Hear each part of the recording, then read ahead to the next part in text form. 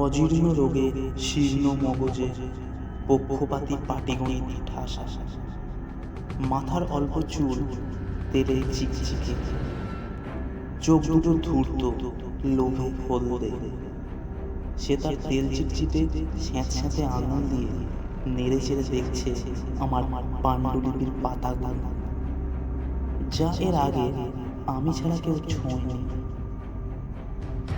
আর তার ধূর্ত চোখের ছোট ছোট গর্ত আমার দিকে মিটমিট করে বলছে, এ বই আপনার চলবে তো? মনে পড়ল সারা রাত জেগে এই বই যখন শেষ করেছিল, নিজেকে মনে হয়েছিল দেবতা। যেন এই সাদা পাতাগুলো দিয়ে ছোট একটি সূর্য আমি তৈরি করেছি, একটি সূর্য আমার এই প্রাণের জ্বলন্ত। আর সেই কাক ভরে বিছানায় শুয়ে অনেকক্ষণ ঘুমোতে পারেনি আনন্দে।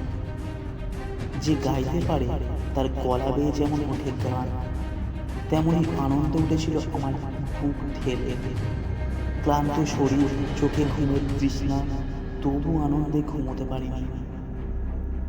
আর তারপর এই ধূর্ত চোখের ছোট ছোট মিটমিটে গর্ত আর লোভের চিটচিটে দুটো থাবা আমার পাণ্ডুলিপিটা চটকাচ্ছে।